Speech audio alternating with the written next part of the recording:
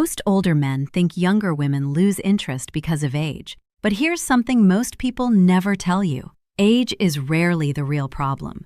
In fact, many younger women naturally admire mature men, not because of gray hair, not because of success, but because maturity creates something younger men often haven't developed yet: presence, calmness, confidence. Yet the moment many older men realize a younger woman is interested, they destroy everything. Not intentionally, they simply make mistakes born from insecurity, and those mistakes quietly erase the very qualities that attracted her in the first place. Today, I'm going to show you 9 mistakes older men should never make with younger women, because by the end of this video, you'll realize attraction is far less about your age and much more about your mindset. But stay until the final mistake. It's the one even confident men accidentally make, and it's almost impossible to recover from. Before we dive deeper, a quick message. If you've been learning from my videos and you want to support this work, you can subscribe to me on Facebook with a paid membership, send stars, or join my YouTube channel's paid community. Your support helps me create more powerful content for you, and I truly appreciate every bit of it. All right, now let's continue. Mistake number 1. Trying to prove you're still young. The biggest mistake? Pretending you're 25 again. Buying clothes that don't fit your personality. Forcing slang you barely understand. Trying too hard to fit into her generation, her humor, her references. Here's what happens psychologically. She isn't looking for another young man. She already knows plenty of them. She's surrounded by them. What makes an older man stand out, what actually draws her in, is that he isn't competing with younger men at all. He's not trying to win a contest she never asked him to enter. A man who is comfortable being himself sends a very different signal than a man who is trying to keep up. Comfort says, "I know who I am, and that's enough." Trying too hard says the opposite. It says, "I'm worried I'm not enough as I am, so let me borrow someone else's identity." The moment you start chasing youth, you lose maturity. And maturity was your biggest advantage the entire time. You're essentially trading your strongest asset for a weaker, borrowed one. This shows up in small ways too. Over-explaining a meme, pretending to like music you don't actually enjoy, adjusting your opinions to sound more current. None of it goes unnoticed. Younger women are often more perceptive about this than men assume, because they've seen it before from other men trying to impress them. The fix is simple, even if it isn't easy. Stay exactly who you are, just refined. Wear what suits you. Speak in your own voice. Reference what you actually know. Authenticity ages incredibly well. Imitation never does. But that mistake is harmless compared to the next one, because this one quietly destroys respect before attraction even has a chance to grow. Mistake number 2. Seeking constant validation. Do you still find me attractive? Am I too old for you? Be honest. Does the age gap bother you? Every time you ask questions like these, you're secretly communicating insecurity, even if your tone sounds casual or joking. Women rarely respond to confidence the way people assume. They respond to certainty. There's a difference. Confidence can be performed. Certainty cannot. A man who already knows his worth never needs someone else to confirm it for him, because his sense of value doesn't come from her opinion in the first place. It comes from his own internal standard. When you ask for reassurance, you're handing her the power to define how you feel about yourself. And once she realizes she holds that power, the dynamic shifts. She may not even consciously notice it, but emotionally, she starts to feel responsible for managing your confidence. That's an exhausting role for anyone, especially early in a relationship. Ironically, the less you seek reassurance, the more reassuring you naturally become. Calm certainty is contagious. If you're at peace with the age gap, she's far more likely to be at peace with it too. If you're anxious about it, she'll absorb that anxiety, even if she never says so out loud. Mistake number 3. Assuming age gives you authority. Experience is attractive, control isn't. Some older men unconsciously begin treating younger women like students instead of equals.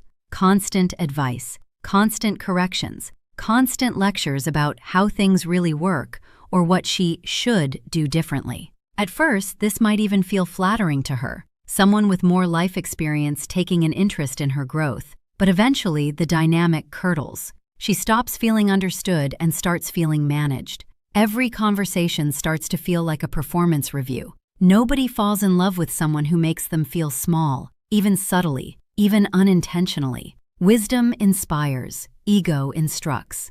There's a massive difference between sharing a perspective and correcting someone's perspective. The healthiest version of this dynamic looks like sharing experience only when it's invited, or offering it once and letting it go rather than repeating it. It looks like asking, "What do you think?" before jumping in with, "Well, what you should do is." It looks like treating her opinions, even when they differ from yours, as valid rather than as something to be fixed. Real wisdom doesn't need to announce itself. It shows up in how calmly you handle disagreement, not in how many times you remind her you've been around longer. Now here's where almost every man gets trapped, especially successful men. Mistake number 4, thinking money creates attraction. Money can create opportunities. It cannot create emotional connection. If every conversation circles back to your house, your business, your car, your investments, your accomplishments, she's learning something, just not what you think she's learning. She's not learning about your success. She's learning about your insecurity. Because real confidence never needs expensive proof. People who genuinely have value rarely feel the need to advertise it. They mention it in passing, if at all, because it's simply a fact of their life, not a strategy to win someone over. When a man leans heavily on financial status to create attraction, he's often unconsciously substituting it for emotional connection. He doesn't know how to build any other way. It becomes a shortcut. But shortcuts in attraction tend to produce shallow results. A woman drawn in by money alone is often the first to leave when something shinier comes along, because the connection was never built on anything deeper. The far more powerful approach is to let your life speak for itself, while you focus the conversation on her interests, her thoughts, her ambitions, her sense of humor. Let curiosity about her replace the urge to impress her. Mistake number 5, becoming overprotective too early. Some older men confuse caring with controlling. Text me when you get home. I don't think you should wear that. I'm not sure about your friends. Early in a relationship, this doesn't feel protective. It feels restrictive. It can even feel like a preview of what the relationship will become if it continues. This mistake often comes from a good place. Many older men genuinely want to take care of the people they're with. But there's a difference between offered protection and imposed protection. One is a gift she can accept or decline. The other is a demand disguised as concern. Respect is earned, not demanded. Trust is built through consistency over time, not declared through rules on day one. If protectiveness comes from a place of genuine partnership, it will naturally show up later, once trust has had room to grow. If it shows up too early, it usually reads as control, regardless of intention. The next mistake is incredibly subtle, and almost nobody notices they're doing it. Mistake number 6, talking more than listening. Older men often have incredible stories, decades of experience, interesting careers, unusual life chapters, and there's nothing wrong with sharing them. But great storytellers know something important. The conversation isn't only about them. The strongest men in any room are rarely the loudest. They ask questions. They get genuinely curious about the person across from them. They make others feel interesting, not by performing interest, but by actually being interested. Because people remember one thing more than almost anything else: how you made them feel. Not the details of your best story, not your job title, how they felt while talking to you. If she walks away from every conversation having talked for 10 minutes total while you talked for 50, she's not walking away thinking, "Wow, what a fascinating man." She's walking away thinking, "He didn't really ask me much." Over time, that adds up, even if neither of you can quite name why the connection feels one-sided. Listening isn't passive. Real listening means following up on what she said earlier, remembering small details, asking deeper questions instead of just nodding and waiting for your turn to speak again. Mistake number 7, being afraid of silence. Many men panic when conversations slow down, so they keep talking, explaining, filling every quiet moment with noise. But confidence sounds surprisingly quiet. Comfortable silence creates emotional safety. It tells the other person, "We don't need to perform for each other. We can just exist in this moment together." Anxious talking creates the opposite. It creates pressure, a subtle sense that something needs to be fixed or filled. The man who isn't afraid of silence usually controls the emotional atmosphere of the interaction, not through force, but through ease. He's not rushing to the next sentence because he's not worried about being judged in the gap. This is a skill, and like any skill, it can be practiced. Next time a conversation pauses, resist the urge to fill it immediately. Let it breathe. You'll likely notice that the silence wasn't as uncomfortable as you feared, and that she often fills it herself when given the space to do so. The eighth mistake doesn't happen in conversation. It happens afterward, and it ruins more connections than you realize. Mistake number 8, chasing every message. She takes 3 hours to reply. You send another text, then another, then a meme, then everything okay? Stop. People value people who value themselves. If she's interested, she'll invest in her own time and her own way. Healthy relationships aren't built through pressure. They're built through mutual effort, freely given on both sides. When you chase every message, you're communicating, often without meaning to, that your emotional state depends entirely on her response time. That's a heavy thing to place on someone, especially early on. It also removes the natural rhythm a relationship needs to develop, where both people are choosing each other repeatedly, rather than one person constantly pursuing and the other constantly being pursued. The healthier approach is simple. Respond when you naturally would, live your life in between, and let her come toward you at her own pace. If the interest is mutual, she will. If it isn't, no amount of extra texts will change that, and you'll have saved yourself the energy. Final mistake. Forgetting your own purpose.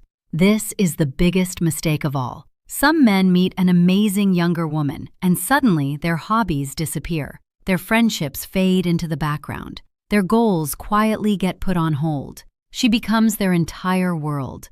But here's the irony, and it's a painful one once you see it clearly. The independent man she was originally drawn to no longer exists. The version of you that had a full life, interesting friends, real ambitions, and a sense of direction, the version that didn't need her to feel complete, has slowly been replaced by a version that revolves entirely around her. And paradoxically, that shift often pushes her away rather than pulling her closer. Not because she's unkind or shallow, but because attraction is built on admiration. And it's hard to admire someone who has given up everything that once made them admirable. The most attractive thing about an older man was never his age. It was that he had a life worth joining. A life with texture, purpose, friendships, and momentum of its own. Never abandon that life for the person who was originally attracted to it. Ironically, protecting that life is one of the most important things you can do to keep her interested in being part of it. Here's the truth nobody talks about. Women don't fall for age. They don't fall for money. They don't fall for status. At least, not in any lasting way. They respond to emotional stability, confidence, purpose, self-respect. Those qualities simply become more common as men grow older, not automatically, but as a natural byproduct of life experience, hard lessons, and self-awareness earned over time. That's why some men become dramatically more attractive at 50, while others become invisible at the same age. The difference was never the number on the birthday cake. It was always the psychology behind the man, the daily choices, the mindset, the willingness to stay grounded instead of grasping. If you found this video valuable, make sure you like this video and subscribe to the channel. And if you want to understand female psychology, attraction, and the hidden dynamics of relationships on a much deeper level, check out the other videos on this channel. The more you understand human psychology, the less you'll rely on guesswork, and the more naturally you'll build stronger, healthier connections. Now I want to hear from you. Which of these 9 mistakes do you think older men make most often? Let me know in the comments below.